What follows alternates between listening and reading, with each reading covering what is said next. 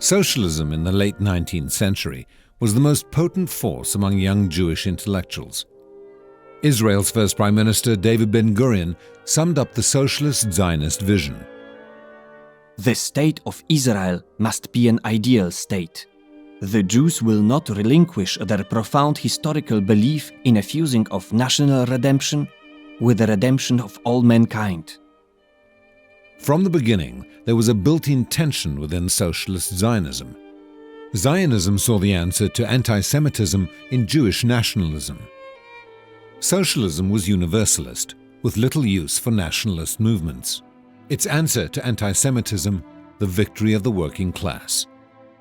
Some began to doubt socialism's panacea to end persecution.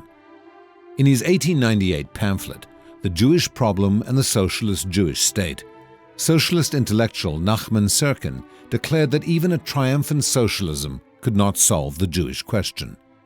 The economic structure of the Jewish people, its lack of political rights, and its peculiar position in society combine to place it in a singular situation which cannot be improved at present through the socialist struggle.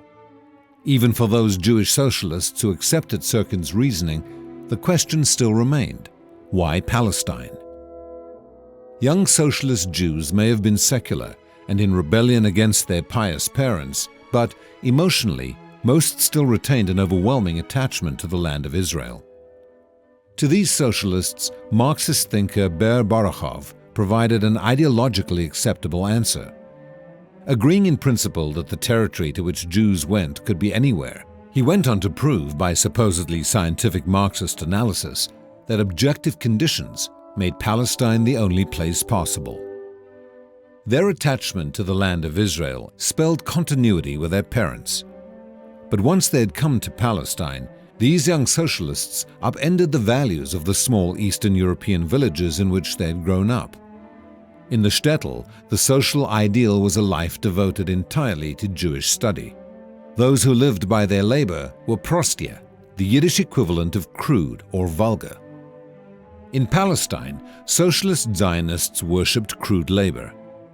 Aaron David Gordon invented the term religion of labor.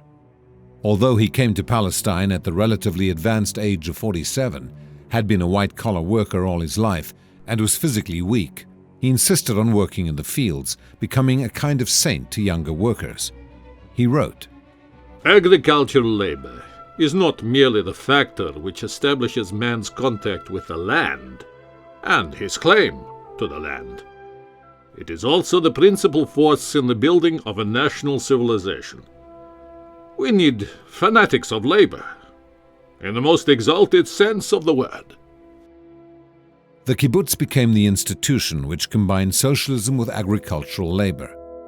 All property was collectively owned and shared. For socialist Zionists, the kibbutz represented humanity's future. As one leader put it, "It is the outpost on the front lines of the whole national and class battlefield." The other novel institution socialist Zionists started was the Histadrut, founded in 1920. Given that the land of Israel's industry in those days was virtually undeveloped, the Histadrut found itself in the unique position of creating industry in order to employ its workers. Thus developed the contradictory situation of a trade union playing dual roles as employer and employee representative, a conflict of interest which was eased by the Histadrut's view of itself as fundamentally representing the workers. The motto, "To each according to his needs," was taken seriously. In her memoirs, Golda Meir, who became Israel's fourth prime minister, writes, "I still think that it made good, sound socialist sense for the janitor of the Histadrut building in Tel Aviv, who had 9 children to support, to get a considerably fatter pay envelope than I, who had only 2 children." From the beginning, the Histadrut's leaders viewed the organization as much more than a trade union. In 1921, David Ben-Gurion was elected the Histadrut's general secretary.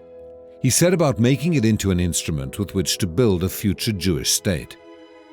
The intellectual originator of many of the Histadrut's most important functions was Burl Katznelson, who pushed for a workers' bank, workers' sick fund, and became the first editor of the Histadrut's newspaper, Davar.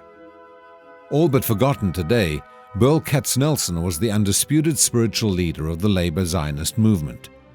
Golda Meir says of him, "He was the one man whom all of us, including Ben-Gurion, deeply revered and who served us all as an unquestioned and much-loved moral authority.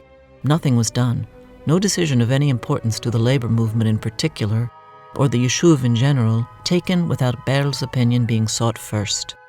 Burl often injected much-needed common sense into the labor movement's ideological disputes, arguing, for example, that the class struggle didn't matter in a society like the Yishuv, which had not yet divided along class lines. Thanks to the leadership of men like David Ben-Gurion and Burl Katznelson, most of the fractious labor political parties had united by 1930 to form Mapai, the Palestinian Workers' Party. With Ben-Gurion at its head, Mapai would lead Israel for decades, its dominant position not seriously threatened until its failures in the 1973 Yom Kippur War. Socialist ideology would prove insufficient to meet the economic, military, and political challenges Israel would face. Competing visions of the Jewish state would assume greater importance in the years ahead.